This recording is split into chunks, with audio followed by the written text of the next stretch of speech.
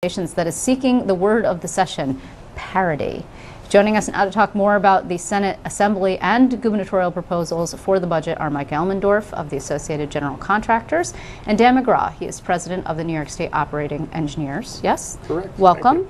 Welcome back. Thank you. I feel like you need no introduction, so there we go. We'll just jump right in. You and I have had many conversations, at least several this session, about parity.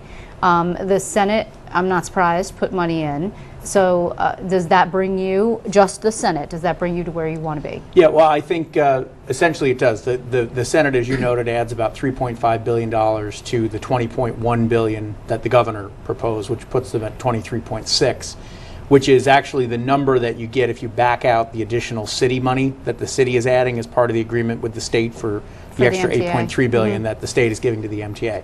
So, you know, it's a little bit of a new ground for the parity conversation because that city money is new. So I think that we could accept that as parity. It's a big priority for the Senate, obviously, but the good news is it's not just the Senate. I mean, we had a rally here in Albany on Monday that Dan and the other trades and the business community and the local governments were part of. We had about 1,100 people at the Legislative Office Building, and we had Democrats and Republicans, Assembly members, senators from every region of the state coming and speaking at that rally, like 30 some out of them, all in support of parity. So there's broad support. But where is the Assembly then? Well, the Assembly added about $400 million to the executive budget proposal. That's not 3.5. That's not parity. But you know, it's interesting. We've had conversations with the Speaker's folks. We've had a lot of Assembly majority members that have participated with us. There is a lot of support within the conference for parity. So, you know, the budget resolutions are sort of an opening act, sort of a position statement for the conferences. I don't think there's any opposition in the Assembly. I just think historically that's not where they've been. Parity has been a Senate priority, but I think we've got a lot of broad bipartisan support based on everything that we're seeing. So we're not that terribly far, though, in terms of them needing to come to a deal. In fact, as far as I could tell, I mean, we spoke to Joe Morelli last night, they're going to have to go to print on some kind of an agreement on Monday in order to pass on Thursday, or start passing on Thursday, to be on time by April 1st. And the governor says no messages, but he said that before, so I'm not sure how seriously we're taking that. But do you feel like the negotiations are progressing in a direction that you're supportive of? Well, I hope so. I mean, speaking on behalf of the operating engineers and the other building trades folks that, you know, build the roads and bridges. I mean, there's never enough money for roads and bridges. I mean, for the taxpayer, of course, we all live up here, and the roads and bridges need a tremendous amount of work, and that's what puts my people to work. So, you know, I would hope to say we're not that far apart between the Assembly and the Senate and the governor. I'm not quite sure if we are or if we aren't. It's somewhat secretive. But as Mike said, we were encouraged with the additional money the Senate put in there. I'm somewhat encouraged with what the Assembly's doing, but I guess we'll know, hopefully we'll know by April 1st, but it's very important. I mean, and also, you know, we just saw the conference committees sort of get joined, and they finally agreed on table targets, apparently. How much of this is being discussed there, if at all? This is, you know, the big ticket items are at the head table. And the head table's not on TV. At the big kids table. As we know. The head table is not even occurring in the Capitol, apparently. It's at the executive mansion, and we can't access it there. But, you know, even when the General Conference Committee process opened up, Leader Flanagan laid this out as one of the two priorities for the conference. It's clearly one of the top things that the Senate majority is dug in on here. And again, I think they're sort of the ones that are taking it up, but this is not a Democrat or Republican issue. It's not an upstate, downstate issue, despite, unfortunately, the efforts of some to paint it that way, either in favor of the position that Dan and I have or in favor of more on the side of the MTA. You know, Dan and I are together in advocating for both systems. We both have statewide positions, and we are out there saying, yes, we need to fully fund the MTA. We support the commitment that the governor's made. Frankly, you know, we're encouraged by what the Assembly did there to try to put more certainty behind that funding. Well, I was just going to say that. I mean, we've got to do the same for DOT. You're looking for parity with something that doesn't exist. I mean, as far as I can tell from the transit advocates, actually the governor didn't put the money that he said that he was going to give to the MTA into his proposal. Well, I mean, you're correct. I mean, that's why we've had the parity rallies, Rebuild New York. I mean, there doesn't appear to be parity. There used to be parity in New York. I mean, it sort of changed in 2009, 2010. And as Mike said, I mean, I represent operating engineers in New York City and throughout New York State. Mike represents contractors in New York City and upstate. They work on the MTA, as do my members. So, you know, we're not looking to take money away from the MTA. We're looking to have parity, and it depends on how you define that. But I don't think parity was really in the governor's budget.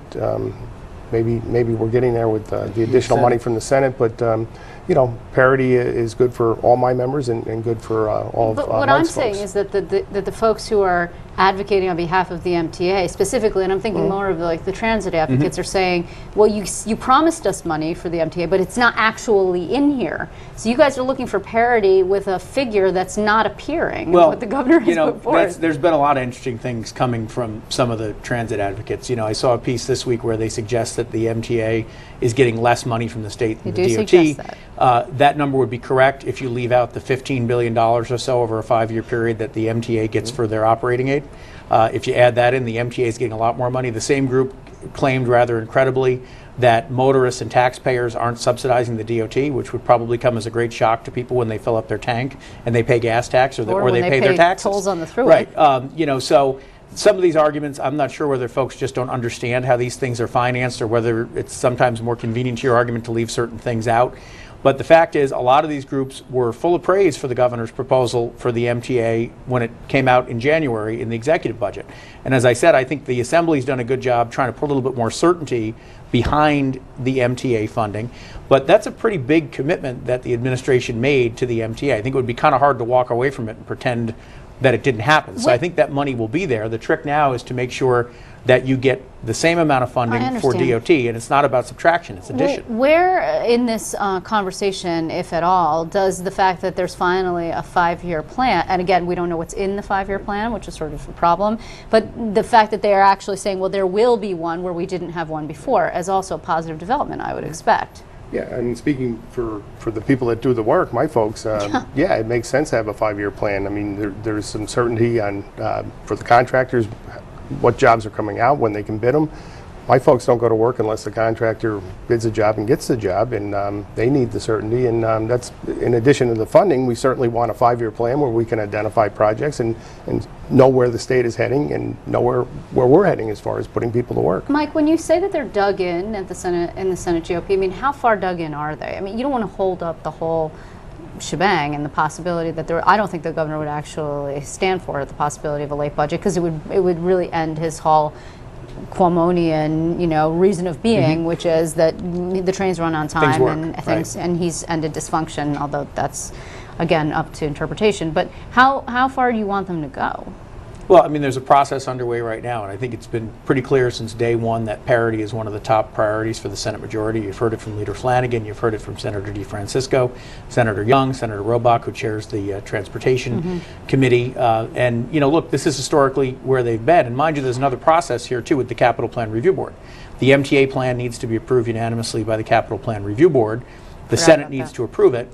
And the Senate's position has always been that you need to have parity between the MTA and the DOT. So if there isn't parity, there's a possibility that the Senate could, at the back end, at that review board, because they can actually kill a whole deal with just one vote. They could. I don't see that happening, and certainly nobody's advocating for that. I think what it does, though, is it gives the Senate leverage to insist that you have that parity, and that's one of the reasons why you always had that in the past, because everybody agreed together. You've got obviously some parts of the state. It's not an upstate downstate issue, but if you're in the MTA service region, you're probably on average more interested in what's happening with the MTA than DOT.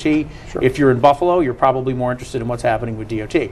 But the beauty of parity is it brings both of those needs together, it links them together, it approves 5-year capital plans over the same concurrent 5-year period, which is always what used to happen. Dan? And you address the needs of the whole state through that process. And just to add to that, unless you happen to work for Bombardier, and then you're very interested in what happens with the MTA. Well, look, I mean, you've heard me say before, the MTA is important to the whole state. And I've cited Bombardier and the construction of those train sets up in the North Country, the broad economic impact of the New York City metro region.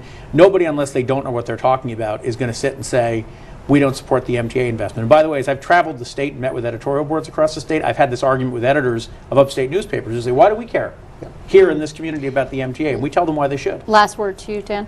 Yeah, I mean, parity is important, but the most important thing is that we get adequate funding, and we'd like to see parity. But the operating engineers that I represent upstate, and again, I have the folks in the city as well. I mean, New York City has been, you know, been very fortunate. They have quite a bit of work, but the construction workers upstate really rely on roads and bridges and DOT work. I mean, they have a good hourly rate, they're highly skilled, but they only get paid if they're working. You know, it's not like working in a factory, or it's completely different. So They rely on infrastructure spending, and we really would like to see more infrastructure spending, and certainly some parity, as we said, so that they have the opportunities to go to work as the guys in the city do. So after this airs, I'm going to go back and count how many times you said parity. I'll be interested to see. Parity, because it's been a long slog. I hope so too. Yeah. I thank you so much, gentlemen, for your Thank you. time. Now, still ahead.